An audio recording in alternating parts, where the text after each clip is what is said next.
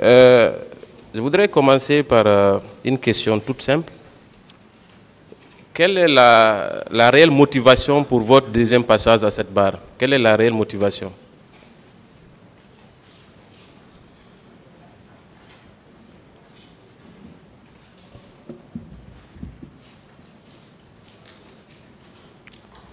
Vous dites? Pour quelle raison vous avez décidé de revenir à la barre, concrètement et de façon succincte, s'il vous plaît? Depuis le lundi, j'ai brièvement expliqué ça. Si vous voulez que je revienne. De façon très succincte. Est-ce que c'est parce que c'est un examen de conscience ou c'est parce qu'il y a une rupture avec votre mentor? Bon, pas seulement un examen de conscience, c'était une stratégie. Très bien. Et dans votre stratégie, est-ce que vous ne pensez pas qu'il faille aller jusqu'au bout? Dire la vérité et toute la vérité, à votre avis? Mon silence est dû à plusieurs causes. Très bien. La première des causes, je fus arrêté pas pour le 28 septembre. Monsieur Marcel, est-ce que c'est parce que vous aviez peur que vous avez tenu la première version que vous avez tenue ici? Non, pas ça. Et quel était alors l'objectif? Puisque vous n'aviez pas peur. Vous savez, vous avez posé une question, vous voulez que je vous réponde à votre manière ou à ce que je consens. Donc vous devez me laisser parler. Je dis que c'est à plusieurs causes. Et quand on dit plusieurs, ce n'est pas un. Donc, je fus arrêté. À la gendarmerie, je ne pouvais pas parler. On dit que c'est le terrain qui commande le combattant. Vu la statistique, les menaces que j'avais, si je essayais de dire ce que je suis en train de dire aujourd'hui, Marcel n'allait pas exister.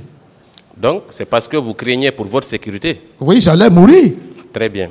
Et au moment de votre arrestation, est-ce que le capitaine Dadis était toujours au pouvoir? Il n'était pas au pouvoir, mais il avait les proches au pouvoir. Notamment qui?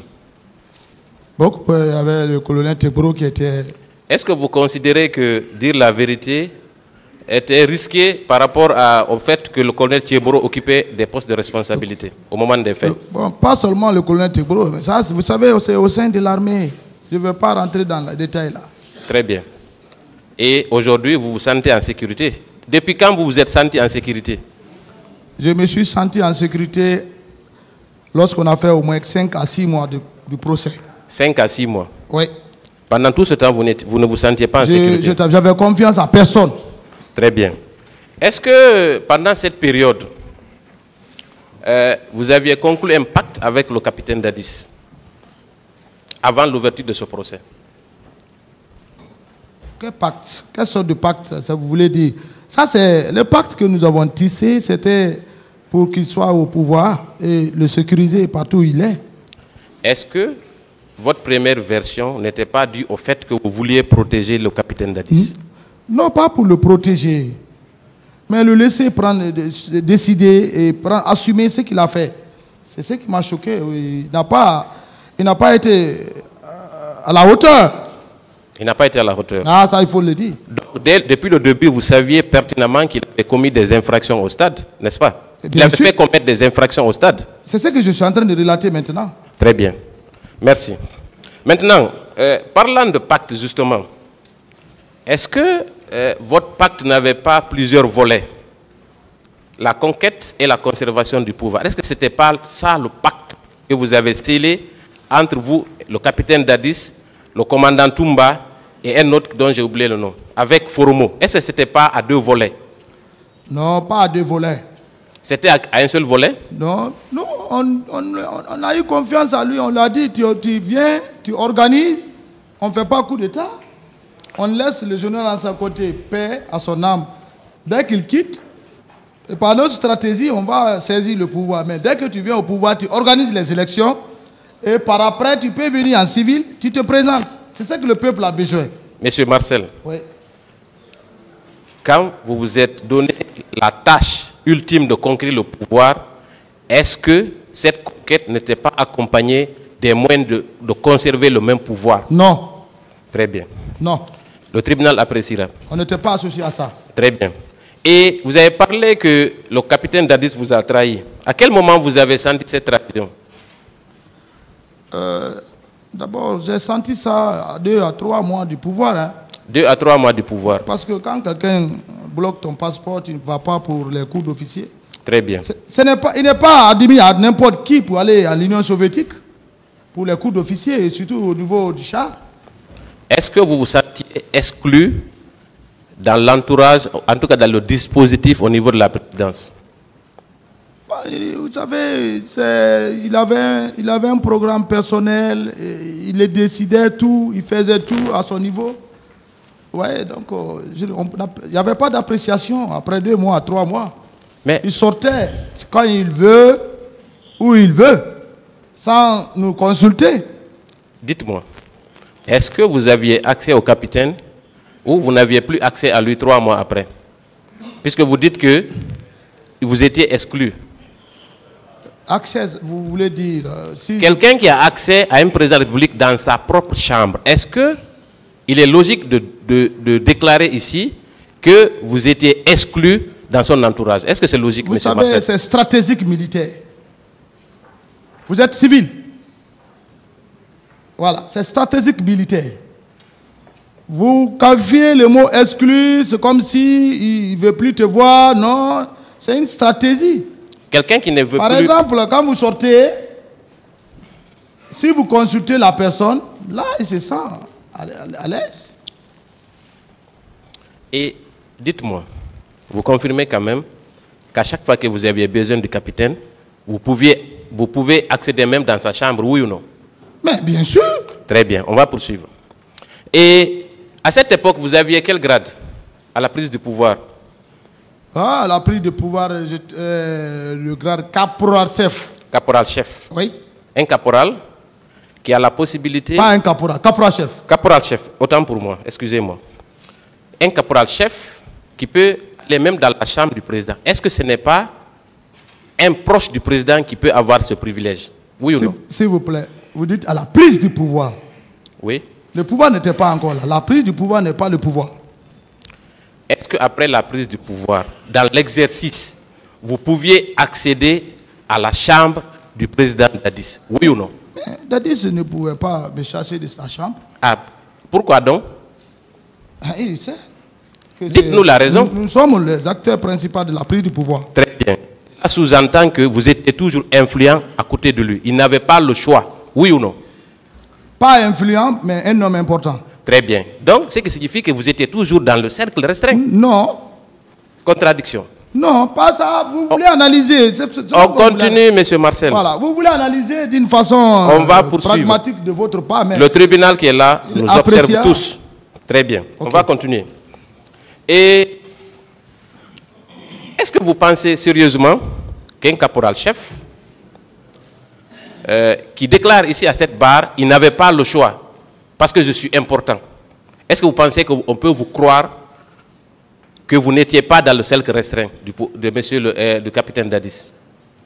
Vous pensez que c'est logique ça? Moi, je ne connais pas la définition du cercle restreint que vous voulez analyser. Très bien. Qu'appelle-t-on cercle restreint? Vous pouvez me définir? Le cercle restreint, ce sont les personnes qui sont autour du président, qui peuvent accéder à sa chambre, qui peut avoir un accès illimité à la personne du président. Vous étiez dans ce cercle, oui ou non? Mais je n'étais pas la seule personne qui rentrait dans le... Je ne parle pas de tout le monde. Est-ce que vous, Marcel Guilavogui, en tant que caporal-chef... Quand j'ai besoin du président Dadis, je rentre. Très bien. Donc, vous étiez dans son cercle? Non, pas le cercle restreint. Parce que le cercle restreint... Ah, dans son cercle? Hein? Dans son cercle. Nous étions de la présidence. Très bien. Et vous êtes resté à la présidence jusqu'à votre arrestation, oui ou non? On ne m'a pas arrêté à la présidence. Vous êtes resté en fonction à la présidence jusqu'au départ du président Dadis, oui ou non? Vous n'êtes pas resté à la présidence jusqu'au 3 décembre, M. Marcel? Bien sûr. Très bien. Donc, vous étiez dans son cercle. Vous ne pouvez pas donner ça. Non, mais quand vous dites cercle, non, je n'étais pas dans le cercle. Parce on va continuer. Il sortait sans nous informer. Très bien, on va continuer. C'est ça le cercle.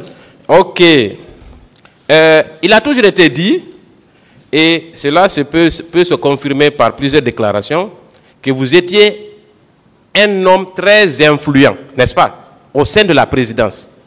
Oui ou non, au moment des faits? Quel fait? pendant la commission des en septembre 2009, est-ce que vous n'étiez pas toujours un homme influent aux côtés du président Dadis? Moi, je n'étais pas un homme. J'étais subordonné. Oui, mais vous savez, le capitaine Dadis a dit, il a dit ici... Mon influence n'engage que ceux qui veulent me transformer influent. Mais vous savez... Je n'étais pas un commandant de compagnie. Moi, j'ai aimé une chose que vous avez dite ici. Oui. Vous avez dit qu'il y avait une vraie pagaille à la présidence, n'est-ce pas?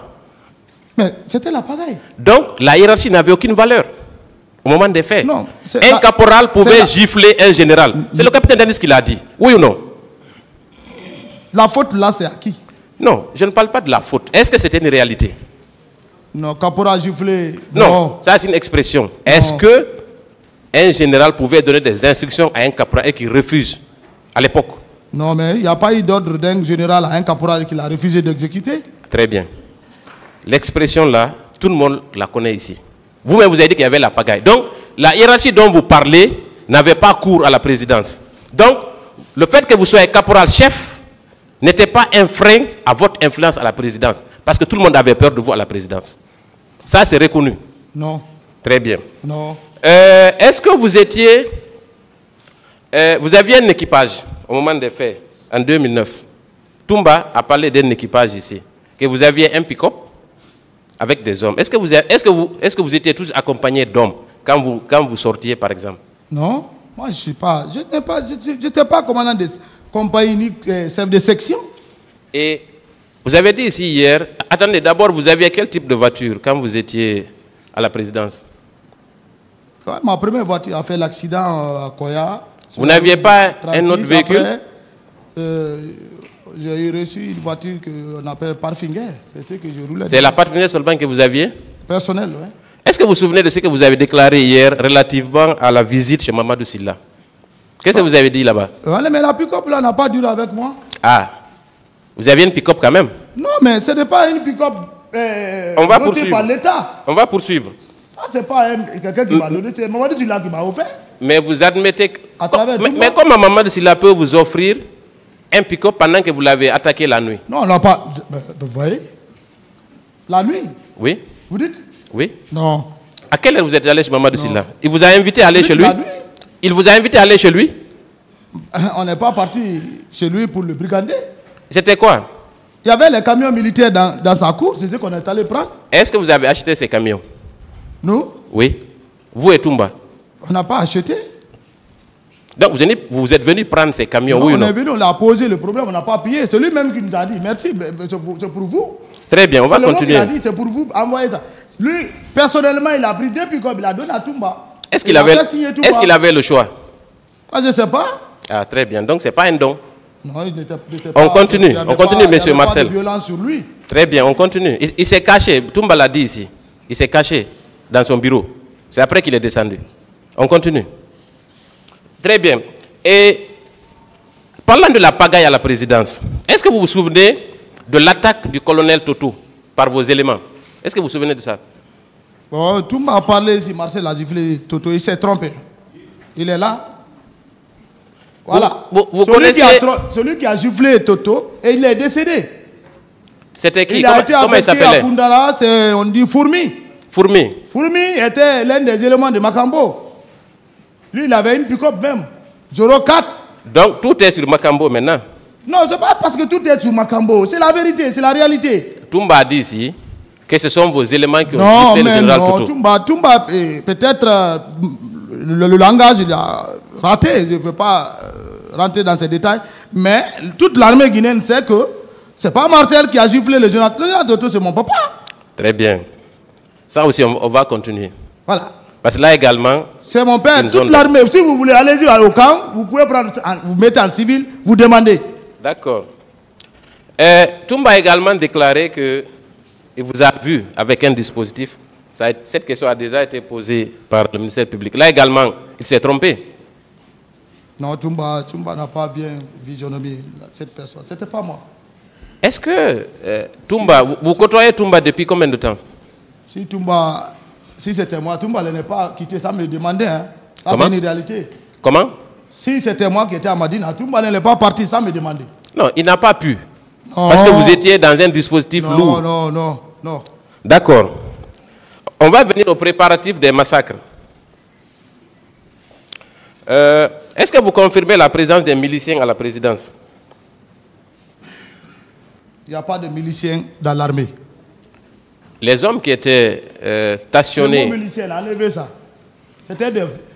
Je vous dis que Kaléa n'était pas une formation de milice. Ils étaient là pour l'armée guinéenne. Mais c'est les gens qui ont pris ces éléments pour leur propre gré. Mais c'est là les Guinéens qui étaient là-bas. On les a transformés en miliciens. Ça, c'est selon vous. Très bien. Moi, je les appelle les miliciens. Okay. Vous les appelez des recrues. Moi, c'est les recrues. Alors, on va parler de recrues de Kaléa. Est-ce que vous confirmez leur présence au camp? La présence, je vous dis que j'ai vu la présence des soldats. Très bien. Et est-ce que c'est habituel de voir de telles personnes au camp? Non. Très bien. Non. Et il a également été dit par M. Toumba que des armes ont été distribuées à ces recrues. Est-ce que vous êtes au courant de ça? Bon, je n'ai pas assisté à la distribution des armes.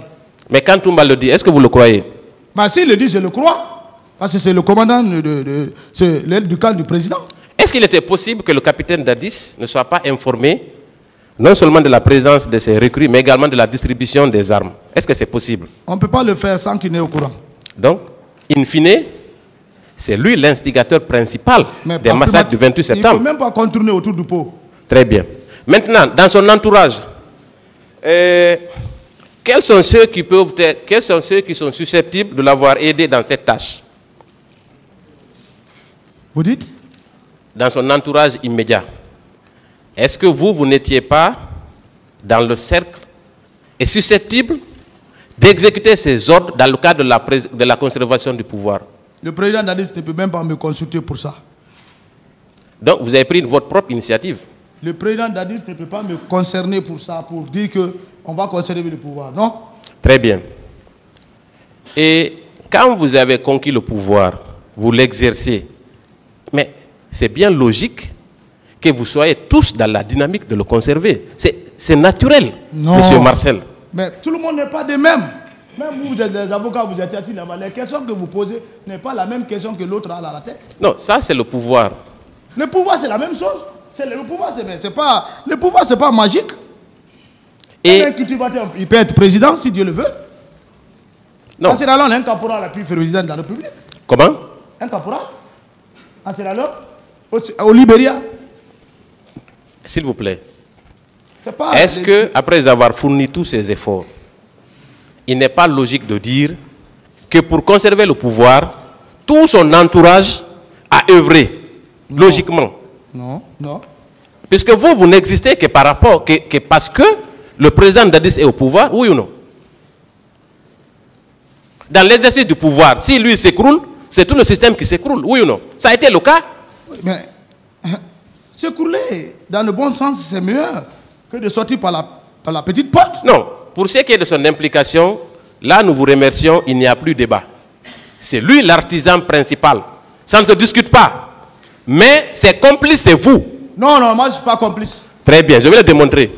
Démontrer. D'abord, parlant du stade, puisque les armes, les recrues, il se pourrait que vous n'ayez aucune responsabilité.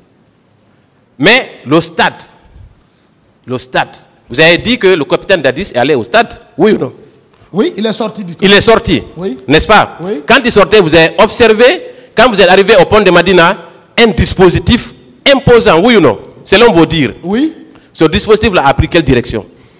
Bon, la direction qu'ils ont pris la direction de la ville. De la ville? Oui. Vous avez cessé de les apercevoir à quel niveau après Madina? Bon, je n'étais pas auprès d'eux. N'est-ce pas? Je n'étais pas auprès d'eux. Mais quoi qu'il en soit, ils ont pris la direction de la ville. Ça, c'est constant, n'est-ce pas? Voilà. Vous étiez dans votre pathfinder si on prend votre logique. Oui. N'est-ce pas? Oui. Quand vous êtes arrivé à Farmaguine, est-ce que vous les avez vus là-bas? Bon, vous avez vu le dispositif? Je suis venu. Quand j'ai aperçu directement la grande porte, il y avait les gens qui rentraient, il y avait un peu d'engouement. C'est en ce temps que j'ai garé ma voiture. Moi, je demande. Oui. Vous êtes un militaire. Je n'ai pas beaucoup remarqué des dispositifs. Mais ce dispositif-là ne passe pas inaperçu, M. Marcel. Mais vous savez... S'il est présent, oui. Permettez, s'il est présent à un endroit précis, oui. il ne passe pas inaperçu. C'est impossible. Oui. N'est-ce pas? Oui. Est-ce que vous l'avez aperçu aux abords du stade? Bon, vous savez, le dispositif militaire, quand un président de la République est dans un lieu, ce n'est pas où il y a le dispositif où il est. Dès que tu trouves que le dispositif est garé, dis-toi que le président, soit il est à côté ou il est sorti de la voiture. On ne garde jamais le président dans une dispositif. Non, moi je ne suis pas arrivé d'abord. Stationnement, s'il vous plaît. Je ne suis pas arrivé au président. On Oui, va aller pas à suis... pas. Oh non, on va pas à pas. S'il vous plaît. Si vous voulez... Laissez-le finir, s'il vous plaît. Laissez-moi parler ou bien je cesse de répondre à vos questions. C'est votre droit, hein. Vous pouvez cesser. Vous répondez, s'il vous plaît. Voilà. Vous répondez pour le tribunal. Allez-y. Merci, Monsieur le Président. Mais qu'il me laisse aller au bout de Allez-y. Ça, c'est pas civil, c'est militaire. Un stationnement d'un président de la République dans un lieu ne dure pas plus d'1 minute. Faute de quoi? On peut le bombarder. L'ennemi peut surgir sur vous. C'est pourquoi les cortèges sont toujours en vitesse et au point A à un point B. Très bien. Mais donc, quand il trouve un dispositif stationné, soit le président s'est dissimulé, il a quitté, soit il est auparavant. Parce que le dispositif ne garde que là où il y a le président, dans l'alentour. Très bien, ça c'est bien expliqué. Je suis satisfait de ce point de vue. Est-ce que vous avez retrouvé le dispositif au stade ou dans les alentours? Bon, le dispositif, lorsque j'ai garé la voiture, j'ai vu les dispositifs, maintenant certains descendaient et rentraient dans la cour. Donc, vous avez estimé que le président Dadis oui, était rentré... Estimé. Non, là, je n'ai même pas calculé. Donc, vous avez estimé qu'il était rentré au stade? Là, donc, c'était dans la tête, j'ai dit, voilà, le président est là. Parce que lui-même, il a dit le matin. Très bien. C'est-à-dire, quand tu prépares l'idée des gens, de ce que tu veux faire, et qu'on voit l'application, donc il n'y a pas de... Donc, quand on vous dit aujourd'hui que le président Dadis était au stade, vous le confirmez? Je peux le confirmer. Très bien. Est-ce qu'il est rentré à l'instant du stade? Bon, je ne l'ai pas vu au stade. Très bien. Donc, vous venez au stade, vous voyez Makambo. Est-ce que vous aviez des différends avec Makambo? Est-ce que vous aviez des différends avec Makambo? Différents, ça veut dire... Des problèmes avec Makambo? Bon, problème... Il y a problème, il n'y a pas problème. C'est-à-dire? Bon, le problème, je ne sais pas, c'est là qui cherche les postes. Dites-moi, quand par exemple le président d'Ator vous laisse au camp, quand vous le retrouvez quelque part, ou vous retrouvez le dispositif, qu'est-ce que vous faites? Nous prenons notre responsabilité de garde. En faisant quoi? Nous prenons notre responsabilité.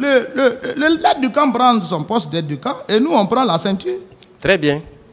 Donc, quand vous êtes arrivé au stade, votre rôle, c'était de prendre la ceinture, n'est-ce pas? Est-ce que c'est ce que vous avez fait? Mon rôle, c'est le terrain qui commande le combattant. Très bien. Expliquez-nous ça. Bien. Le terrain commande le combattant. Prenons un exemple à Bambeto. Lorsqu'on est venu, on l'a trouvé, il est arrêté au beau milieu des gens. Je pouvais être dehors, mais ces jours-là, je n'étais pas en ceinture de sécurité. Il fallait le couvrir. Il est là arrêté. Toumba est derrière lui pour ne pas que les gens, quelqu'un puisse lui lancer de l'eau chaude ou bien une bouteille de gaz ou un explosif. Voilà, c'est pourquoi j'ai dit depuis le lundi que ce lieu était suspect. Très bien. Moi, j'ai compris ça. Maintenant, le terrain commande le combattant. Très bien. Ça... Par rapport au palais, quand on est venu, quand j'ai fait l'accident même sur la route, le jour que le président Wade est venu, Teboula était là, Makambo est là, on est tous montés. Et dès que Toumba a repris la place, moi je suis redescendu pour la sécurité. Merci Marcel pour tout ça. Mais focalisons-nous sur les événements. C'est important. Oui. Ne nous dispersons pas.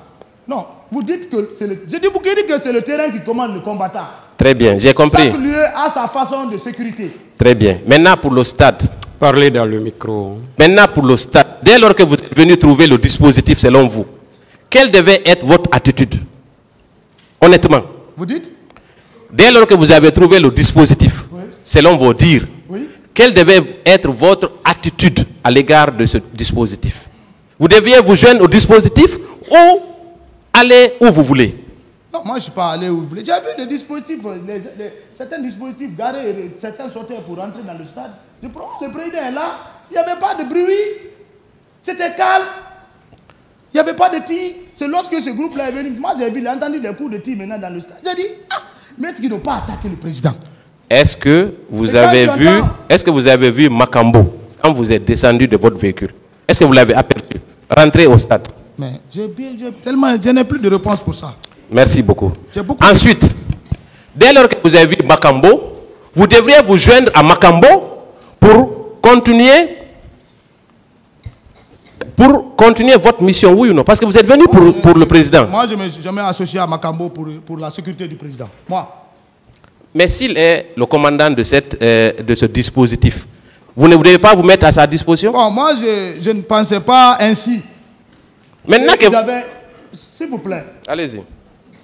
Moi, Makambo ne me commandait pas à la présidence. Dites-moi, de façon générale, je suis un peu peut-être profane dans cette discipline. Voilà. Quand un militaire de votre rang se rend compte que vous êtes garde-corps vous êtes de la sécurité présidentielle, vous vous rendez compte que le président est sorti, vous le retrouvez quelque part, même s'il n'est pas dans le véhicule, mais il y a son dispositif. Est-ce que vous ne venez pas vous joindre aux agents qui sont là-bas pour maintenir sa sécurité? Qu'est-ce que vous devez faire? Expliquez-nous. Chacun a son rôle pour la sécurité. D'abord, un garde-corps, personne ne le commande si ce n'est le président. Un garde-corps rapproché du président de la République. Personne ne le commande. Je vous donne un exemple. Le président est là. Quelqu'un, une autorité rentre. Toi, tu viens... Non, tu le fous du président. Toi, vous gardez le président. Makambo, il était chargé d'opération du président de la République. Mais il n'était pas le commandant de Marseille. Monsieur le commandant Marseille, capitaine, s'il vous plaît. Vous vous rendez compte que le président est sorti. Vous cherchez à le rejoindre. Vous venez trouver son dispositif. Qu'est-ce que vous faites? C'est ce qu'il faut expliquer. Qu'est-ce que vous devez faire? Son dispositif? Oui. Vous avez vu le dispositif au pont de Madina. Vous avez dit que le dispositif est à continuer vers la ville. Vous avez pris vers Farmaguiné, n'est-ce pas? Oui. Vous êtes venu garer à 80 mètres du stade. Oui. Le dispositif, selon vous, était sur place. Oui. Quel devait être votre rôle? Quel est votre devoir pour protéger le capitaine Dadis? Qu'est-ce que vous devriez faire? Mais le dispositif là ne m'appartient pas. Alors là, je ne comprends plus rien. Non, comprenez. Vous devez vous joindre au dispositif pour protéger le secret, pour protéger le président, oui ou non? S'il vous plaît. L'organigramme d'un dispositif, ça dépend de ceux donc qui l'organisent. Ce n'est pas la manière dont vous voulez qualifier. Marcel est venu trouver, il va se lancer avec ces hommes-là. Non. Qu'est-ce qu'il doit faire? Ce n'est pas maison. Alors, comment vous comptiez-vous assurer la sécurité du président? Comment vous comptiez le faire? Mais quand je suis auprès de lui, je l'assume, sa sécurité. Très bien. On va continuer. Là également, il y a une zone d'ombre. Et avant d'aller au stade, vous dites, puisque c'est pour aller protéger le président, je file au stade. Est-ce que vous étiez armé? Oui, j'étais armé. Vous avez une grenade? Oui, c'est une arme. Très bien. À part la grenade, est-ce que vous aviez un fusil? Fusil? Oui. Non, mon père Amaka était à la présidence. Très bien. Et vous partez protéger un président. S'il y avait eu de coups de feu, quel aurait été votre rôle? Mais on le protège. Il y a plusieurs manières de protéger le président sans armes. Ah bon? Il y a une formation pour ça. Très bien. Donc, on peut se livrer même pour le président. Mais est-ce qu'il n'est pas mieux de se protéger soi-même avec une arme? Oui, moi je suis protégé. Ah d'accord, très bien. Donc vous n'avez pas besoin d'armes, à part la grenade. À chaque fois, moi je ne prends pas d'armes à chaque moment. Merci infiniment. Vous rentrez au stade. Est-ce que vous avez échangé avec un quelconque membre de la garde présidentielle pour vous rassurer que le président était à l'intérieur? Est-ce que vous avez parlé à quelqu'un? Je n'avais pas le temps là. Vous n'avez pas le temps? Oui. Vous êtes rentré, pourquoi faire alors? Moi je suis rentré, je pensais que le président est attaqué. À quel moment vous vous êtes rendu compte qu'il n'est pas attaqué? Dès que je suis rentré, c'est mon commandant que j'ai vu. Il est en train de bagarrer. C'est même qui m'a attendu têtu. J'ai dit, mais qu'est-ce qui se passe? Donc, vous rentrez pour recherchez le président Dadis et vous voyez... Je trouve le contraire. Vous trouvez que le commandant Toumba est en train de se battre avec des militaires, n'est-ce pas? Oui. Qu'est-ce que vous avez fait? Bon, je vous ai dit que me suis mis dans la bataille. Est-ce que vous vous êtes joint au commandant Toumba pour frapper les autres? Bien sûr. Vous savez, le commandant Toumba ne m'a pas vu à temps. C'était la Toïboïde. Ce qu'on est en train d'expliquer là, c'est un fait. Mais, permettez-moi de vous dire que le commandant Toumba, ici, à cette barre, a dit que c'est quand vous êtes arrivé que vos éléments ont commencé à tirer. Non. Est-ce qu'il y a une quelconque chance qu'ils vous confondent à quelqu'un d'autre? Vous, Marcel? Peut-être ça, c'est bon, le verbe. En tout cas, Toumba, peut-être il va revenir. En tout cas, même, ce n'est pas moi. Ce n'est pas vous? Ce n'est pas moi. Donc, il vous a confondu à quelqu'un? Non, ça c'est clair. Vous êtes ensemble depuis combien d'années? Je sais pas, Toumba, depuis soldat. Depuis soldat? C'était en quelle année? Ils ont passé le grade avant nous. Oui, mais c'était en quelle année? 2006. Hein? 2006. Est-ce que vous, commandant Toumba, peut vous confondre à un soldat? Je peux me confondre. Même Très vous, bien. Je peux vous confondre. Non, non, on ne se connaît pas. Vous pouvez me confondre à quelqu'un. Bien sûr, je peux vous confondre. On ne se connaît pas. Moi, je vous connais maintenant. Vous ne prenez pas l'exemple de l'avocat. Pas de discussion, s'il vous plaît, entre vous. Mais il ne doit pas prendre l'exemple sur moi. Allez-y avec la question. Ce n'est voilà. pas un mauvais exemple, il a pris. Voilà. Je vais poursuivre. Commandant Toumba dit à Madina que c'est votre dispositif qui était là-bas. Ensuite, il dit au stade, ce sont vos éléments qui ont tiré. Deux aspects fondamentaux dans cette affaire. Et vous croyez sincèrement qu'on peut croire votre version ici? C'est la version du commandant Toumba et c'est ma version. Entre vous deux, le tribunal peut apprécier. Entre vous deux, ces deux versions sont contradictoires. Ça c'est clair, n'est-ce pas? Bon. Très bien. On va continuer. Donc, vous êtes devenu, vous aussi, un sauveur. Vous avez sauvé qui au stade là-bas? Ne dites pas que je suis devenu un sauveur. Vous avez dit hier que vous êtes rentré, vous avez voulu sauver. J'ai contribué à la bonne marche pour que le commandant Toumba puisse sortir. Si c'est moi qui commandais la troupe, Toumba n'est pas sorti. Je vous dis ça aujourd'hui. Quel est l'acte? Si c'est moi qui commandais cette troupe, Toumba n'allait pas sortir avec les leaders. Qu'est-ce que vous auriez fait? Mais j'ai un anti. Comment? Je donne les ordres et je dis que je suis un militaire avant tout. Est-ce que c'est pas ce que vous avez fait? Non. Si je faisais ça, Toumba n'allait pas sortir. Il est sorti avec tous les leaders, hein, presque. Il a dit... C'est grâce à moi, sur ma contribution, je me suis battu. Je me suis battu. Le commandant Toumba dit... Oui, le commandant Toumba dit. Marcel dit qu'il n'est pas associé à ça.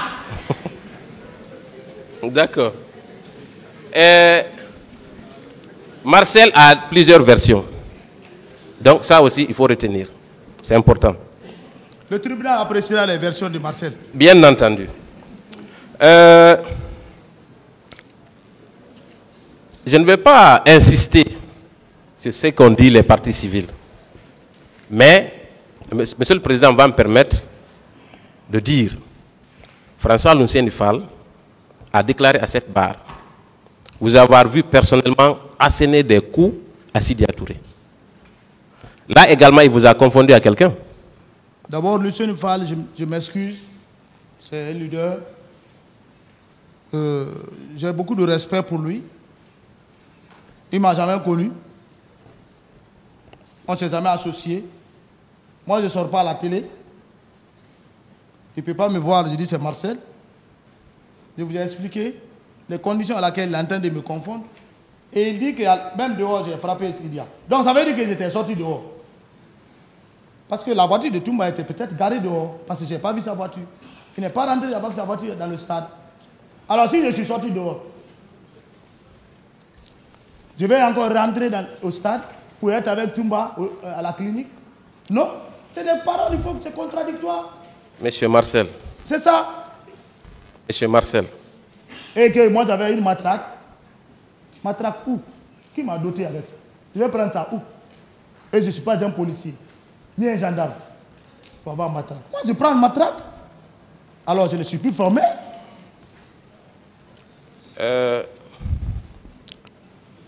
Pour l'instant, il y a encore une zone d'ombre à ce niveau. On va continuer encore. Parlant du colonel Thiebourou, vous avez dû l'avoir rencontré à l'enceinte du stade, oui ou non? J'ai déjà répondu à ça. Très bien. Est-ce que vous avez vu ces agents porter des loudalins ou aux autres manifestants? Bon, ouais, j'ai vu quand même les gens. Bon, au moment que je venais, j'avais fini quand même sur lui. Hein. C'est quand il était au dos maintenant que j'ai remarqué ça. Très bien. Et à cet instant-là, quand ils étaient en train de molester Cellou, qu'est-ce que vous avez fait concrètement? Bon, j'étais en position de sortie. Comme j'ai vu qu'il est sur le dos de quelqu'un, il ne faut pas déranger. Il faut pas... C'est-à-dire, il faut savoir agir à autant voulu pour sauver quelqu'un. Si tu te mets à faire des trucs là-bas et que quelque chose arrive à cet homme, on dit que c'est toi. Comme ils étaient à la porte de sortie, j'ai dit Dieu merci. Mais je vais l'arrêter. Vous avez parlé de 15 minutes environ de votre rentrée à la sortie. Mais à l'échelle des massacres, c'est long. Mais moi, je n'étais pas là. Tout ce que vous analysez, je n'étais pas là. Tout le reste là, nous... c'est clair. Comment que je peux être à la clinique avec tout le monde? Tout le monde n'a pas fait. Je n'ai pas parlé de clinique. Mais c'est ça, je veux vous dire maintenant. Il faut que vous compreniez. Comment je peux rester au stade et ce soir avec à la clinique et assister aux massacres qui se sont effectués? Monsieur Marcel, s'il vous plaît. Mais c'est ça.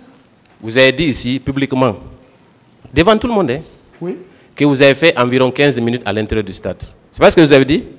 Je n'ai pas dit que j'ai fait maximum. J'ai dit que j'ai fait au moins 15 minutes. C'est la même chose? Non, le mot maximum. Donc au moins, vous avez dit au moins. Très bien, moi je prends au moins. Donc vous avez fait au minimum 15 minutes. Est-ce que vous confirmez ça? Je vous écoute. C'est vous qui répondez aux questions. Non, mais j'ai déjà dit ça. Entre 15 minutes maximum et 15 minutes minimum. Je n'ai pas fait plus de 15 minutes au stade. Donc on est d'accord que c'est 15 minutes maximum. On est d'accord sur le mot? Si vous voulez. Très bien. Et pendant 15 minutes, vous étiez à l'enceinte du stade. Vous n'avez empêché personne d'être frappé. C'est vous qui le dites. Vous avez empêché qui d'être frappé? Bien sûr. Qui? Ce qui m'a retardé même, je ne suis pas sorti avec Touma, c'est ça. Vous avez empêché qui d'être frappé? Depuis le premier jour, le lundi, je vous ai expliqué que lorsque Touma est sorti avec ses leaders, je me suis senti isolé. Parce que ces personnages qui étaient devant moi, si c'est moi qui les commandais, ou bien je les connaissais, j'allais faire quelque chose de ma personne. Mais je me suis dit, mais c'est qui? Ça, c'est des fractions de secondes. Le militaire, c'est la réflexion secondaire, immédiate, que tu puisses comprendre où tu es, comment ce que je dois faire, où aller. Monsieur Marcel, on va circonscrire les débats. C'est important. Pendant 15 minutes. Vous dites 15 minutes, c'est rien. Mais, je peux poursuivre? Vous savez, nous, on n'a pas de montre pour fixer. C'est-à-dire, quand on dit qu'on n'a pas fait plus de 15 minutes, c'est-à-dire que non, je n'ai pas duré. C'est un mot qu'il ne faut pas prendre le temps, comme vous voulez mettre 1 heure, 1 minute, 2 minutes, 3 minutes. On n'a pas duré, on n'a pas chronométré, mais on n'a pas fait... C'est spontané, quoi. Très bien. Parmi les leaders, à qui vous avez porté assistance? Pour être simple alors. Puisque vous vous êtes senti peut-être responsable. Tous les leaders, moi, j'ai fait mon mieux. Qui Même si on ne me félicite pas, mais j'ai fait mon mieux à ma façon militaire. On peut citer qui? Non, mais moi, je n'ai rien à citer quelqu'un. D'accord, très bien. On va poursuivre. Aucun leader n'est mort au stade. Et c'est grâce à vous? Non, mais aucun leader n'est mort. Hein. C'est grâce à vous? Si un leader mourait, là, on pouvait parler. Mais un leader n'est pas mort au stade. Très bien. On retient que il y a deux versions contradictoires entre vous et le commandant Toumba sur ces faits. On va continuer, peut-être aller à la clinique. Est-ce que vous croyez qu'il est logique pour vous de soutenir que vous étiez à la clinique pour arrêter le colonel Thiebourou? Vous pensez que c'est logique?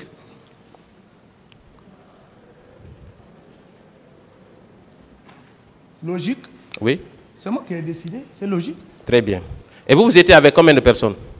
Non, moi je n'étais pas avec quelqu'un. Le colonel Thiebro était accompagné de combien d'agents environ? Bon, est-ce qu'ils étaient nombreux? Je ne peux pas nommer, je ne peux pas donner le nombre. Je n'ai pas même cherché à connaître il est avec combien. Je n'ai pas compté. Vous n'avez pas compté? Mais il était accompagné de plusieurs hommes quand même. Quand même, quelques hommes. Très bien. Est-ce qu'il n'était pas plus logique d'arrêter le colonel Thiebro, demander de l'aide au stade, que d'aller l'arrêter à la clinique? Non, mais ça c'est la théorie Boïd. Ça c'est pas militaire. Mais les civils vont prendre les conséquences. Faire arrêter un chef militaire devant ses hommes dans la foule pareille, mais c'est de créer encore l'incident le plus grave. Très bien.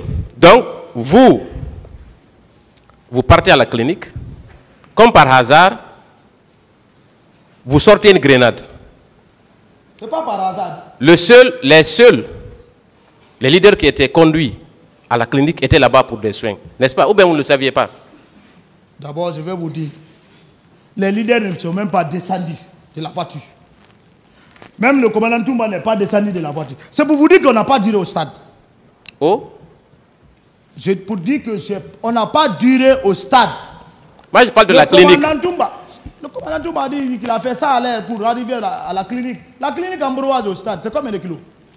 Ça ne fait pas assez de kilos. Moi, je parle de la clinique. Je suis en train de vous expliquer maintenant. Très bien, allez-y. Si vous voulez comprendre, arriver à la clinique, moi je ne savais même pas si c'est à la clinique que nous sommes. Je ne savais pas. Ça, à mon fort étonnement, j'ai trouvé la Jeep du commandant garé. Les leaders qui étaient dedans, je n'ai même pas regardé c'est quel leader qui est dedans. Dès que Thiebro est descendu, je l'ai menacé. Je dis, vous avez trahi, vous êtes des traîtres. Vous avez trahi, vous avez gâté le pouvoir. Voilà ce que vous devez faire. C'est ainsi que, quand le commandant Toumba a constaté ça, il est descendu en vitesse vers moi. Vous savez, quand un soldat, quand un militaire a une grenade, si tu n'as pas confiance en lui, tu ne peux pas t'approcher. Il est venu vers moi. Il m'a dissuadé. Mais c'est à quoi? J'ai dit non. Mais il a oublié. Comment Toumba, c'est un être humain. Il peut oublier. S'il vous plaît. Mais écoute, si tu mets ces gens-là, c'est moi en parole. Si tu mets ces gens-là ici, ce que j'ai vu, ils vont venir les faire du bal et on va prendre la responsabilité. Surtout toi. Envoie-les dans un lieu sûr. C'est ce qui a fait sauver les leaders. Les envoyer à la gendarmerie et que la gendarmerie les convoie dans une autre clinique. C'est ce qui a fait de la sécurité. Si tu viens, tu déposes les gens, tu quittes. Qui va les rendre là? Est-ce que je peux poursuivre mes questions? Je continue. Merci. Dites-moi, entre vous, qui étaient seuls dans votre véhicule selon votre version, oui, et ceux qui ont conduit les leaders à la clinique, lequel d'entre vous a tenté de sauver les leaders? Moi, j'ai sauvé. Vous avez sauvé qui? J'ai sauvé. La stratégie où vous parlez aujourd'hui, c'est les faits. C'est le mouvement qui donne l'analyse. Ce que tu vois, c'est dans ça. Les conséquences qui viendront après de ça. C'est ce qui fait. Mais les leaders ont été sauvés. Ceux qui ont conduit les leaders à la clinique disent que c'est vous plutôt qui étiez une menace pour les leaders. Non, ça c'est les analyses formelles, la peur, compréhension, non-compréhension. Moi, je ne suis pas un fou pour exploser une clinique. Même dans la guerre, on n'explose pas une clinique. Si tu le fais, c'est condamné. C'est ça la tête. Donc, sans l'intervention de Toumba, est-ce que vous seriez amené à faire exploser cette grenade? Non. C'était une menace. Non, je ne peux pas. Non. D'abord, je l'ai fait instantanément parce qu'ils ont pris couteau contre moi. Voilà, il faut se défendre. Quand j'ai fait, ils ont replié. Rapidement. Ils ont eu... Même quand on fait sortir grenade dans un lieu, tout le monde va fuir. Monsieur Marcel, est-ce que vous savez que même les médecins qui étaient dans cette clinique les médecins ont eu peur? S'il vous plaît, suivez la question. Ces médecins-là disent que un militaire a menacé de faire exploser la clinique. Qu'est-ce que vous en pensez? Non, ça c'est leur analyse. Très bien, on va continuer. Le tribunal qui est là appréciera. Parce qu'apparemment... Le tribunal va apprécier. Apparemment, c'est le même Marcel qui est à cette barre. Apparemment. C'est très important. Mais depuis apparemment, on va continuer, s'il vous plaît. C'est moi qui ai fait sortir la grenade s'il vous plaît. À la clinique Ambroise. S'il vous plaît. Pas pour exploser une grenade. S'il vous plaît. Contre la clinique. S'il vous plaît. Le tribunal appréciera. On a dépassé ce cap. Voilà. On va continuer. Monsieur le procureur vous a posé une question également sur C.C. Raphaël Haba. Et vous avez dit que vous étiez... D'abord que c'est vous qui avez présenté C.C. au capitaine Dadis, n'est-ce pas? J'ai déjà parlé ça. Très bien. Vous êtes un ami de C.C. Haba, n'est-ce pas? Alors, pourquoi lui viendrait à cette barre soutenir que c'est vous qui avez tenté de l'assassiner? Pourquoi? Assassiner, on n'est pas sur ça. On est sur l'affaire du 28 septembre. Ça, c'est le 3 décembre. L'une des conséquences du 28 septembre. Non, c'est le 3 décembre. Allons-y au 28 septembre. Parce que vous ne voulez pas que je vous parle. Alors maintenant au 28 septembre. 3 décembre, on n'est pas sur le jugement là. S'il vous plaît. Je ne réponds pas à cette question. Très bien. Ça c'est votre droit le plus absolu. Quand vous dites que vous n'étiez plus en ordre de sainteté avec le capitaine Dadis, des questions se posent. Puisque vous étiez dans le dispositif de répression après sa tentative d'assassinat. Non. Ça, c'est selon vous. Vous avez des preuves? Très bien. On va continuer. On va continuer, monsieur Marcel. Parce que vous savez, ça a bien commencé avec le récit sur le capitaine Dadis. Vous avez confirmé tout ce que Toumba a dit. Mais vous, personnellement, pourquoi vous ne voulez pas aider le tribunal et dire exactement ce que vous avez fait? Pourquoi? Vous dites? Je n'ai pas bien saisi. Votre récit, votre deuxième passage à cette barre, la seule différence, c'est concernant le capitaine Dadis. Le reste est devenu inchangé. Pourquoi? Parce que je suis mêlé à rien. Vous voulez que je reconnaisse quelque chose que j'ai fait? Non. Non, c'est ça que vous voulez. C'est de reconnaître les faits. Non, mais reconnaître les faits, c'est ce que tu as fait. Voilà. Dites-moi. Tu n'as pas fait, tu vas mettre ça sous ta tête. Pour terminer le décor, on va revenir sur une question concernant le camp. Au moment des faits. Je voudrais savoir, dans le régiment, vous avez dit hier que le régiment était contrôlé par les éléments de M. Claude Pivi et de colonel Thieboro. Est-ce que vous maintenez cette déclaration? Non, vous avez mal compris. Je n'ai pas dit que le régiment... D'abord, je n'aime pas parler de la composition du régiment. J'ai juste dit qu'à l'intérieur du régiment, il y avait les éléments du colonel Thieboro qui ne fait pas partie du régiment. Donc, je ne suis pas rentré dans les détails. Je me suis abstenu de rentrer dans... Donc, le régiment, vous n'avez aucune idée non seulement du nombre, mais de sa composition, n'est-ce pas? Comme je l'ai dit, je comprends.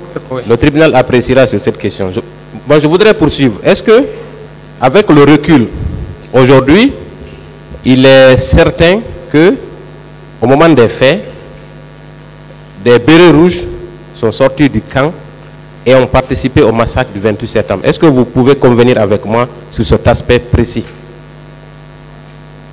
Je ne dis pas que c'est vous qui avez ordonné. Je dis seulement... Oui, maître, vous le savez, mais M. Aboubakar Toumba, il est du béret rouge. Vous le savez bien qu'il est... C'est lui qui est venu au stade avec des éléments. Quand bien même, j'ai dit, quand bien même, il dit être venu avec un certain Foromo, dont je ne sais pas pourquoi cette sélection. Cependant, ce sont des éléments qui devraient être là pour une confrontation devant le tribunal. Très bien. Donc, on peut convenir aujourd'hui que plusieurs éléments de la garde présidentielle se sont rendus au stade. Je dis oui bien, et je réitère, j'ai dit, M. Aboubakar Diakité, alias Toumba, s'est rendu au stade. Et c'est lui qui sait les éléments avec lesquels il est parti. Oui, moi je ne veux pas pour le moment nommer qui que ce soit. Cette question, mais s'il vous plaît, cette question. On ne va pas commencer la journée par un refus de répondre, mon capitaine. Je poursuis.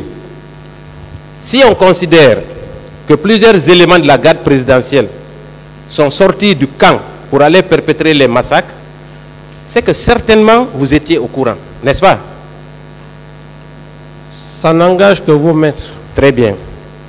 Et pourtant, la veille, le chef d'état-major général des armées a pris un communiqué pour interdire à tout militaire de se rendre au camp ou en tout cas se promener dans la rue, n'est-ce pas? Oui ou non? Je n'ai pas de réponse à cette question. Très bien, mon capitaine. Maintenant, est-ce que... Voilà, je voudrais poursuivre sur une autre question. Dans le camp, pour sortir du camp avec des véhicules militaires, il y a plusieurs checkpoints. Oui ou non? Bien sûr. Très bien. Donc, ce qui signifie que pour des bérets rouges, même s'ils sont de la garde présidentielle, pour quitter le camp, sortir, aller au stade, ils vont certainement traverser plusieurs checkpoints qui sont tenus par des gardes. Oui ou non? Tout à fait. Très bien. Dans ces conditions, mon capitaine, est-ce que ceux qui se sont rendus au stade, s'ils n'avaient pas l'autorisation du président, le commandant du régiment, est-ce qu'ils avaient la possibilité de quitter le camp pour aller au stade perpétrer ces crimes? Avec tout le respect que j'ai pour vos maîtres, vous savez, je suis sûr et persuadé que vous n'avez pas d'éléments, vous voulez vous en servir de mes déclarations pour établir des preuves de culpabilité par rapport à ma personne. Monsieur Toumba Diakité a dit clairement devant vous, devant le président, devant le tribunal, qu'il s'est rendu au stade dans le but d'aller me chercher. Et vous venez de citer ces différents points. Si vous voulez encore, je vais revenir là-dessus pour vous dire tout ce que vous voulez dire, ça ne concorde pas par rapport aux preuves que vous voulez chercher vis-à-vis de ma personne. J'étais au bureau, il m'a contourné. Très bien. Est-ce que, mon capitaine, en tant que chef d'État, commandant en chef des forces armées, il était possible, ce jour-là, fatidique, après une interdiction faite à tous les militaires de se rendre au stade, est-ce que ces militaires avaient le courage de se rendre au stade, aller perpétrer ces crimes sans que vous soyez informés? Je passe. Cela est impossible, mais je vais poursuivre. Deuxièmement, quand vous avez appris que des militaires se sont rendus au stade, ont perpétré ces crimes, d'abord, est-ce que vous avez interpellé le chef du camp, mon capitaine, ou vos services ont interpellé le chef du camp pour lui demander des explications par rapport à la sortie des bérets rouges après l'interdiction qui leur avait été faite? J'ai déjà parlé de ça, donc je ne reviendrai plus là-dessus. Est-ce que vous avez interpellé Sambarou Diamankan sur cet aspect précis, mon capitaine? Le commandant du camp Al-Faya. Oui. Le commandant du camp Al-Faya, je n'avais rien à voir avec lui. Je n'avais rien à voir avec lui. Il avait son unité qu'il commandait. Très bien. Et c'est pour cette raison d'ailleurs, dans mon PV, j'ai été très clair. J'ai dit bien vouloir demander le commandant Diamankan s'il m'a vu lui donner des instructions. Très malheureusement, paix à son âme, il n'est plus de ce monde. Donc, vous n'avez absolument rien fait dans ce sens? Je n'avais absolument rien à voir avec le commandant, le feu commandant Diamankan. Très bien. Donc, ces militaires ont dépassé tous ces checkpoints parce qu'ils avaient l'autorisation. Ils sont allés commettre ces crimes. Et voilà, cela engage votre responsabilité, mon capitaine. Mais je vais poursuivre. Ça n'engage que vous. Très bien. Le président du tribunal est là. Ce n'est pas une question, M. Camara. Très bien. Maître, faites-moi un commentaire, s'il vous plaît. Merci, merci, M. le Président. Maintenant, je vais... Alors, quand vous avez appris ces faits, vous avez dit ici que vous n'aviez aucune possibilité d'aller arrêter ces massacres au stade parce que selon vous, ils étaient déjà perpétrés, n'est-ce pas? Mais Vous voulez encore que je fasse une répétition? Je dis que le fait était déjà accompli. Oui, c'est pour juste camper les faits. Donc je n'ai plus de réponse à cette question maintenant. Très bien. Je considère que vous avez déclaré que vous n'aviez aucune possibilité parce que les faits sont commis. Maintenant, et les jours qui ont suivi, quelles dispositions pratiques vous avez entreprises pour justement faire arrêter les exactions qui continuaient en haute banlieue? J'ai suffisamment parlé de ça, maître, je ne reviens plus là-dessus. Qu'est-ce que vous avez entrepris concrètement, mon capitaine? Vous dites? Je dis, le jour du 28 septembre, selon vous, puisque les crimes ont été déjà perpétrés, il n'y avait rien à faire, et les jours qui ont suivi, est-ce que vous avez pris des dispositions pratiques pour empêcher les bérets rouges de continuer les exactions sur les citoyens et les pillages? Est-ce que vous avez entrepris quelque chose de concret? Je ne reviens plus sur cette question, j'en ai déjà parlé suffisamment hier. Rien n'a été entrepris, mon capitaine. Mais je vais poursuivre. Parlant des victimes, quand vous avez commencé votre récit, vous avez commencé par prier pour la mémoire des victimes, n'est-ce pas? Posez votre question. Cela serait dû au fait que vous aviez de la compassion, n'est-ce pas? Alors, la question que je voudrais poser, au lendemain de ces événements, la question avait déjà été effleurée par le ministère public, vous n'avez pas décrété de jour de deuil national, n'est-ce pas? Je ne réponds pas à cette question. Très bien. Est-ce que vous avez fait organiser des lectures, faire des prières dans les églises et les mosquées pour le repos de l'âme des victimes? Est-ce que vous avez entrepris ça? Je ne suis pas dans une mosquée ou dans une église pour vous parler de cela. Je ne réponds pas à cette question. Mais la compassion voudrait quand même... Je dis bien que je ne réponds pas à cette question. Très bien. Donc, il n'y a pas eu de compassion.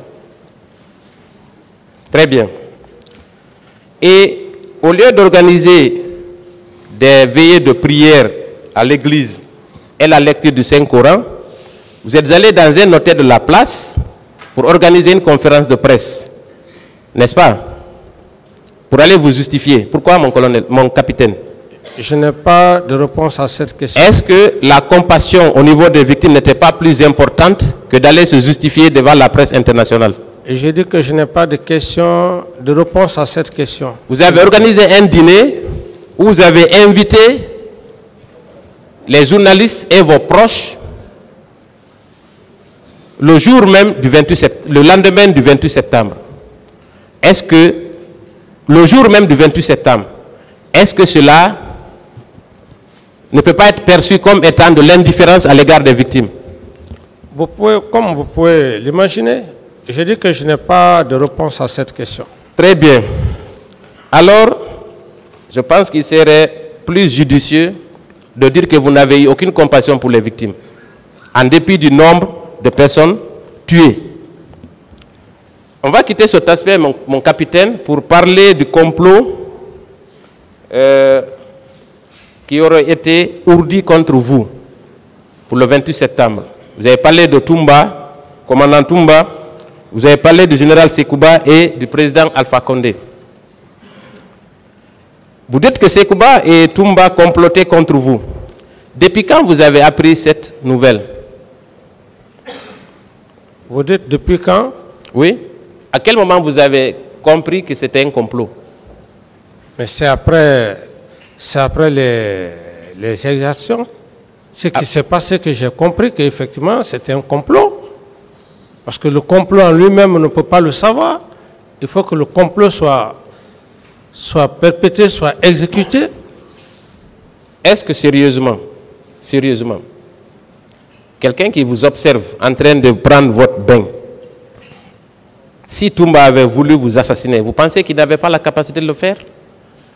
Je dis bien, je ne suis pas le seul dans ce monde qui fut trahi ou qui fut exécuté. C'est la confiance abusée d'un chef vis-à-vis de son supérieur qui peut lui conduire à cela. Personne n'est à l'abri de cela. Il faut juste simplement que Dieu vous assiste. C'est ce que je viens de vous dire. Et je le dis, j'ai encore des preuves j'ai des preuves palpables. Parce que tout ce que vous êtes en train de dire, vous n'avez aucune preuve. J'ai dit que c'était un complot. Ce complot, j'ai la clé avec moi. Je donnerai la clé à mes avocats. Ils vont, mes avocats, avec la permission de Monsieur le Président, je ne parle pas dans le vide. C'est vous qui n'avez pas de preuves. Vous voulez vous en servir de ce que j'ai dit pour essayer de glisser quelqu'un. Mais je suis très intelligent pour ça, maître. Voilà. Vous n'avez pas répondu à la question, mon capitaine. Bon, je ne réponds plus à cette question, s'il vous plaît. Très bien. Voilà. Vous avez créé de la diversion, mais ça n'a aucune utilité. Très bien, je vais poursuivre.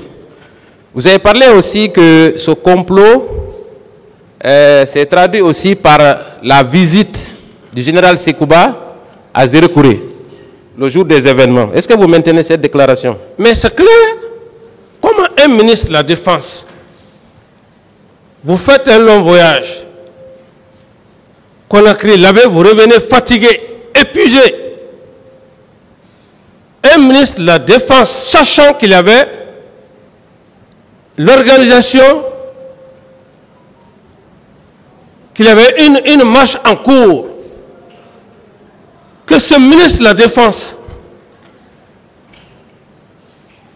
va à l'aéroport, se saisit d'un hélicoptère, sans ordre de mission. Mais si vous ne pouvez pas comprendre parce que vous êtes civil, nous les militaires, on le comprend, c'est déjà un complot. Pourquoi le jour des événements, il a quitté? C'est pour cette raison que j'exige que Sekouba vienne ici. Mon capitaine.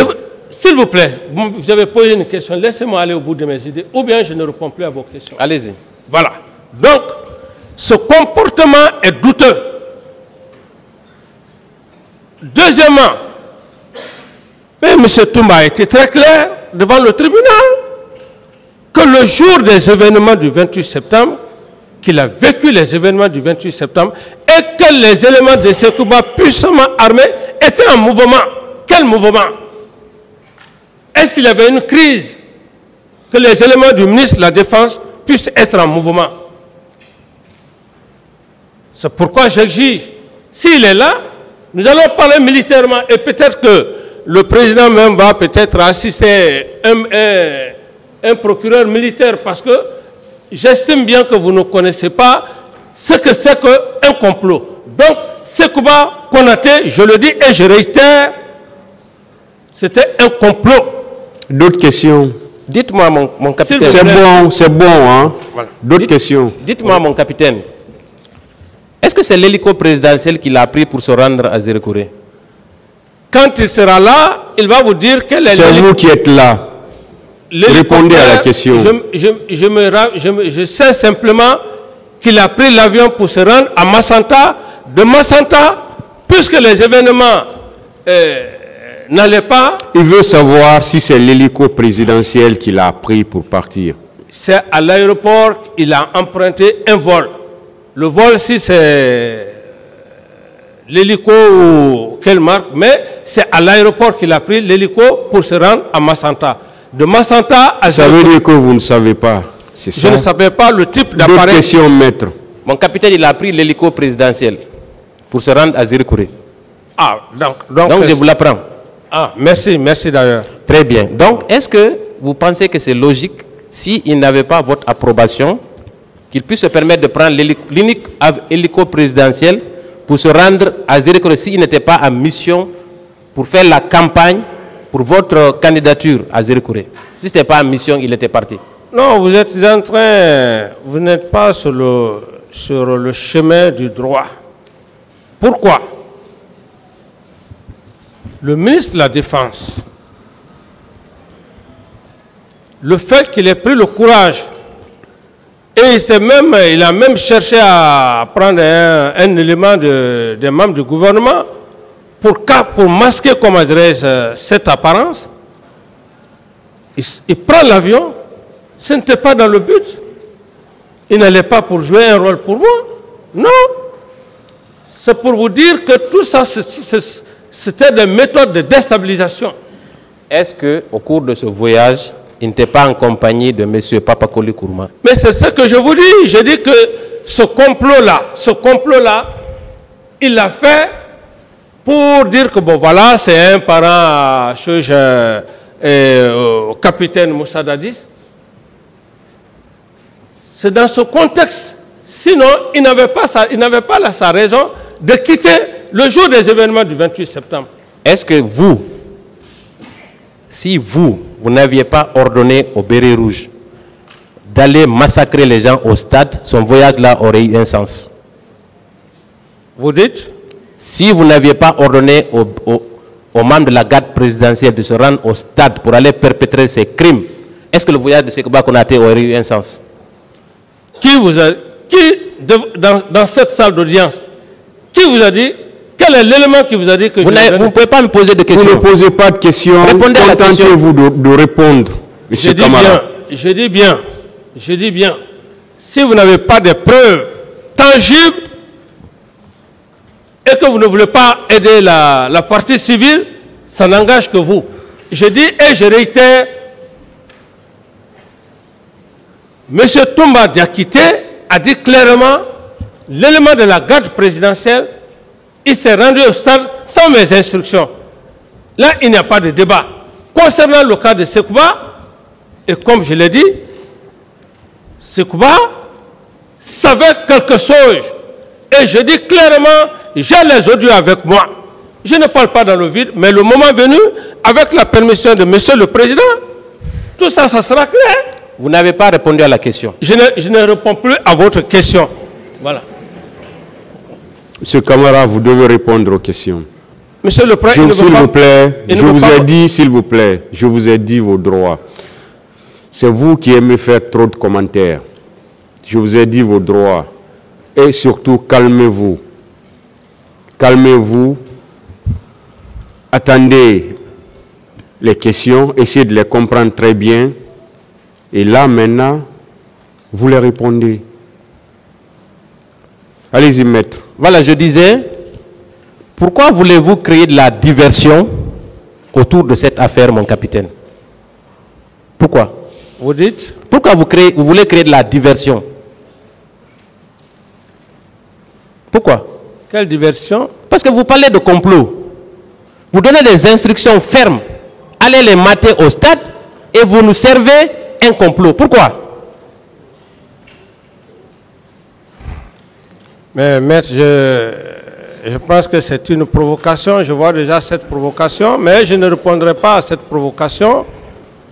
Et je veux simplement vous dire que je ne cherche pas à vous convaincre ici. Moi, je cherche le tribunal. Et ce qui est important, c'est que depuis le début du procès, aucun des accusés n'a dit devant le président du tribunal que monsieur le capitaine Camara était en complicité avec moi, ou le capitaine Camara m'a donné des ordres. C'est ce qui est le plus important. Tout le reste, tout ce que vous êtes en train de dire, ça n'engage que vous. Très bien, je vais poursuivre. Vous avez également dit que dans ce complot, le président Alpha Condé a joué un rôle central, n'est-ce pas? Je ne réponds plus à cette question. J'en ai déjà parlé. Le moment venu, nous en parlerons. Est-ce que vous n'êtes pas en contradiction avec vous-même, mon capitaine, quand vous dites ça? Ça n'engage que vous. Je suis cohérent. Pourquoi vous avez alors soutenu le président Alpha Condé en 2010? Vous l'avez dit dans une interview. Oui ou non? Mais écoutez, maître, vous avez vécu les 10 dernières années passées.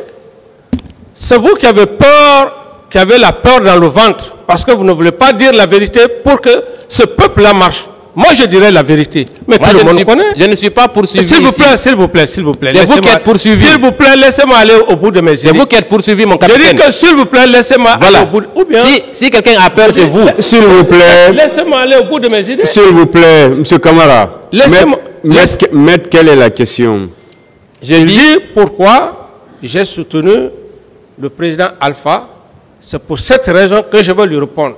Allez-y alors. J'ai dit clairement. Si vous avez bien compris la question. Voilà, j'ai bien compris la question.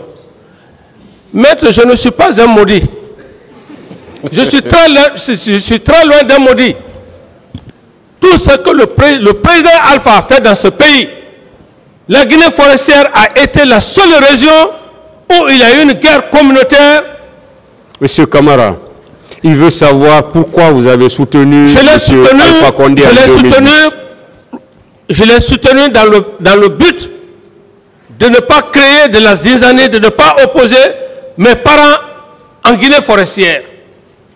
Autrement, j'étais pris en otage. Mes propres parents sont venus me voir. Que vous voulez, oui ou non, M. Alpha, il va gagner les élections. Et pendant ce temps, les Guézés et les Koniens, je suis un trait d'union. Moi, je vais rester à Ouagadougou, prendre une position, monsieur le Président, je ne pouvais pas. C'est comme une forme d'esclavage. D'autres questions? Donc, in fine, vous avez soutenu Alpha Condé en 2010. Ça, c'est clair. Pourquoi alors l'avoir soutenu en 2015 aussi? En 2015, j'ai fini par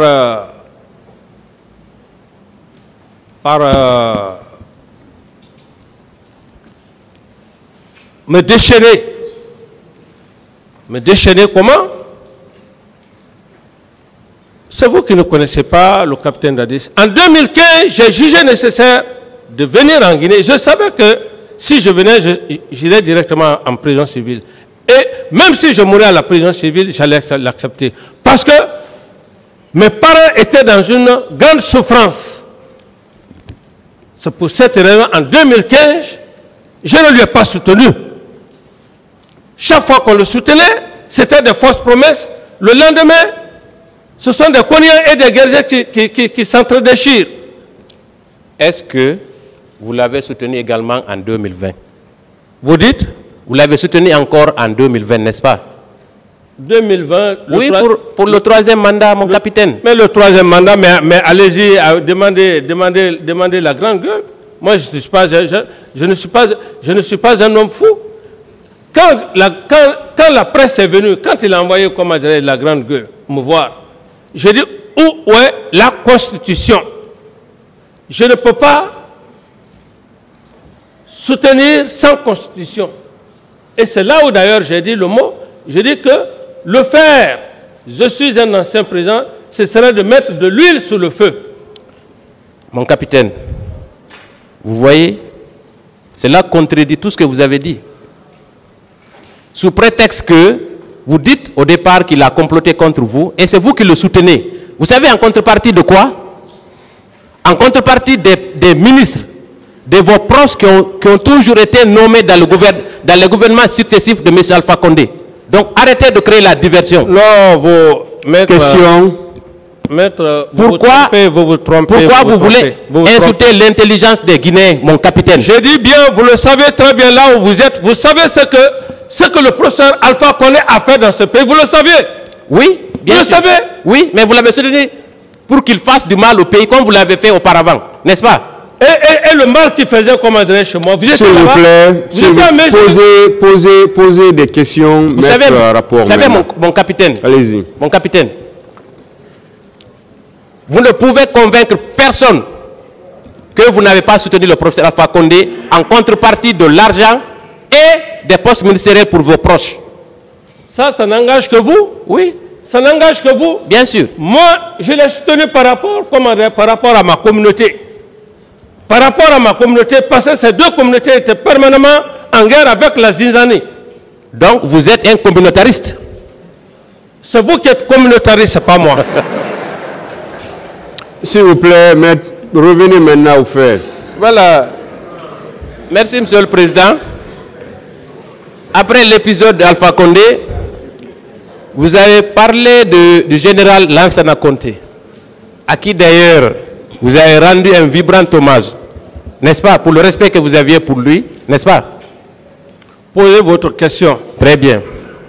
Vous avez dit que c'est grâce à lui que que vous avez été préparé à prendre le pouvoir, n'est-ce pas? Posez votre question. Mais c'est une question. Que vous entreteniez 300 hommes. Est-ce que vous confirmez cette déclaration? Posez votre question. Si vous finissez... C'est une question qu'il est en train de poser. Si c'est de cette manière que vous posez la question, je n'ai pas de réponse à votre question. Est-ce que, mon capitaine, pendant le régime de Lansana Conté, vous entreteniez 300 soldats guinéens, que ce soit pour les sacs de riz, que ce soit pour les besoins alimentaires et de l'argent? Est-ce que vous donniez de l'argent régulièrement aux soldats guinéens? Je ne réponds pas à cette question. Est-ce que ce n'est pas ce qui vous a rendu populaire au sein de la Grande Muette? Qu'importe l'essentiel, je n'ai pas fait du mal. Et le plus important est que ce grand homme, c'est Dieu qui m'a mis dans son cœur. C'est ça, je ne suis pas allé au marché pour chercher cette estime. C'est le plus important. Voilà. Vous avez maintenant toujours... que vous prenez que vous jugez ça sous un autre angle, ça n'engage que vous. Est-ce que, mon capitaine, vous avez toujours parlé de la lutte contre la gabégie comme étant votre cheval de bataille, n'est-ce pas? Je dis que je ne réponds plus à votre question. Et par conséquent, je vais demander à Monsieur le Président que je vais garder mon droit de silence à cet avocat. C'est votre droit, mais vous ne pouvez pas l'empêcher de poser ces questions. Vous avez vos droits, il a les leurs. Donc, il va poser ces questions et vous allez les répondre. Mais puisque... S'il vous plaît, je vous ai dit vos droits. Ces droits aussi, il a aussi le droit de poser ces questions. Voilà. Allez-y, maître. Alors, moi, la question que je me pose, et je vous la pose d'ailleurs, à combien étiez-vous payé à l'époque? Je ne saurais vous le dire. Donc, techniquement, il était impossible pour vous d'entretenir 300 soldats si vous-même vous ne participiez pas à des détournements, n'est-ce pas? Je dis que je ne saurais vous le dire. Ça n'engage que vous. Très bien, on va poursuivre. Ça n'engage que vous. Mon capitaine, quand vous êtes arrivé au pouvoir, vous avez fait la lutte gabégie financière, des discours creux. Est-ce que vous-même, un discours creux, ce n'est pas une injure, confrère, s'il vous plaît? Continuez, maître. Alors, non, mais vous n'êtes pas un bon avocat. S'il vous plaît, vous attendez la question. Ce n'est pas votre apprécié. Parce que vous voulez troubler. Monsieur Camara. Vous ne pouvez pas me manquer du respect. C'est pas à vous d'apprécier. Vous contribuez au trouble de l'audience. Est-ce que vous comprenez français? Vous contribuez au trouble de l'audience. Parce que ce qu'il a dit, il n'a rien dit de méchant. D'apprécier mes qualités. Vous contribuez au trouble de l'audience. Si vous avez été monté, calmez-vous.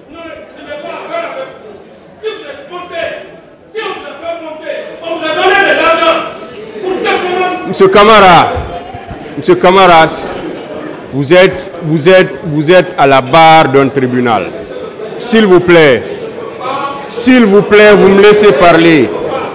Vous me laissez parler. Vous me laissez parler.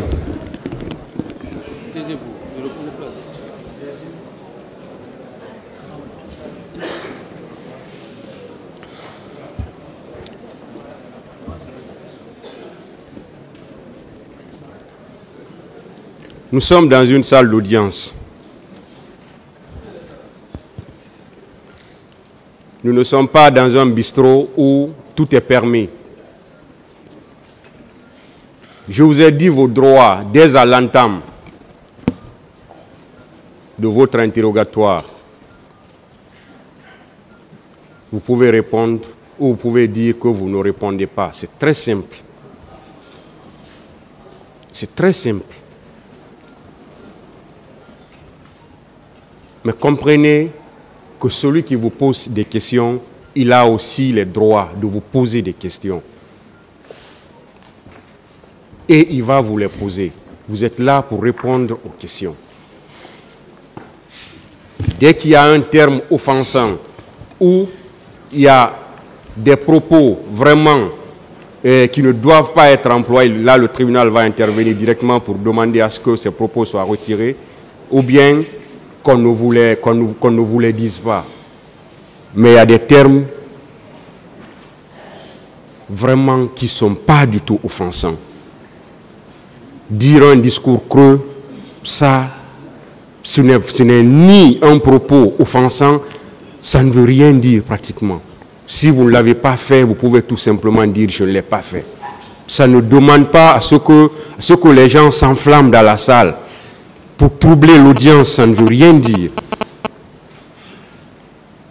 Ça ne veut rien dire. Discours creux, ce n'est pas une injure, ce n'est pas un propos offensant. Je pense qu'on peut répondre à ça, tout simplement. Et on ne peut pas dire que parce que je ne réponds plus, donc vous n'allez pas me poser des questions. Ça, les règles du jeu ici, ce n'est pas vous qui les donnez, M. Camara. C'est pourquoi je vous dis vos droits dès l'entame. Le tribunal est très patient, il vous suit. Pourquoi je vous ai dit, on va vous poser des questions de la façon la plus courtoise, de la façon la plus respectueuse. Mais de votre côté aussi, vous devez répondre de la même façon.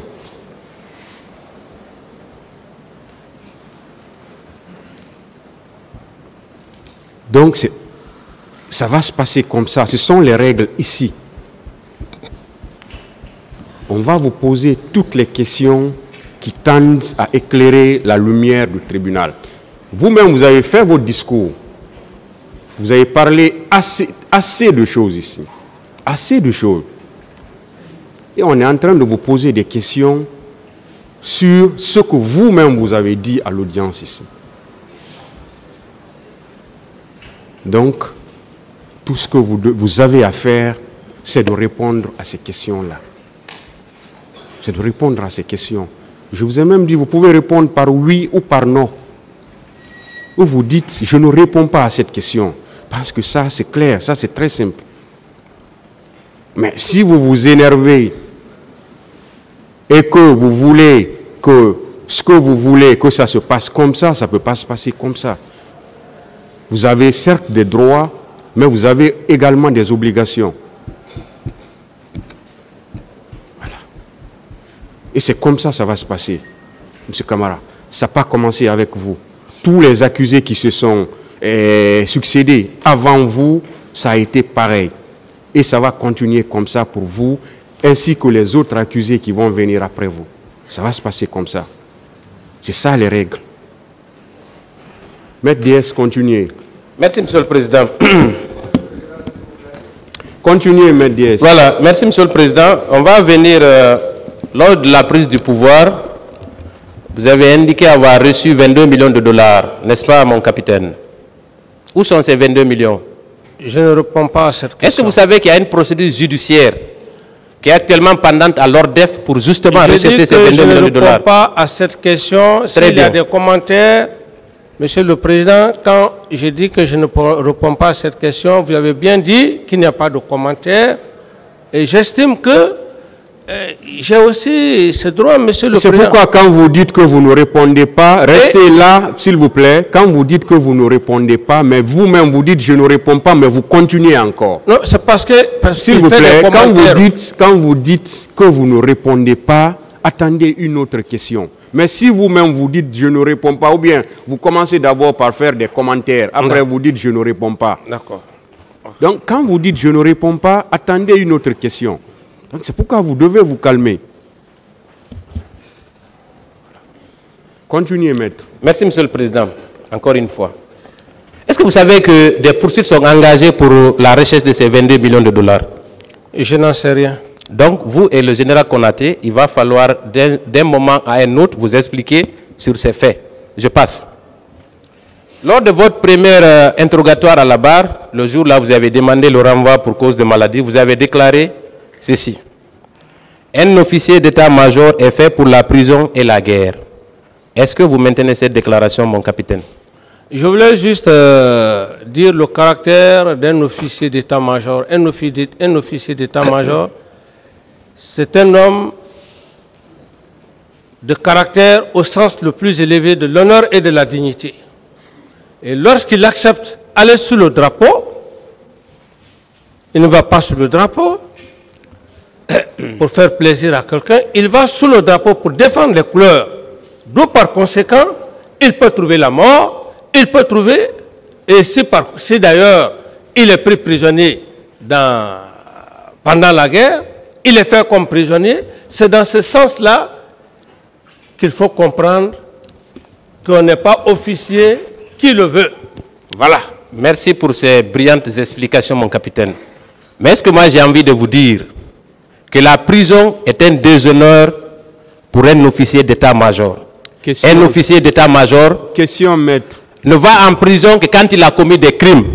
Et dans votre cas, vous êtes responsable de la mort de plus de 150 personnes. Raison pour laquelle vous êtes en prison, mon colonel. Est-ce que aujourd'hui on peut dire que vous êtes un homme d'honneur?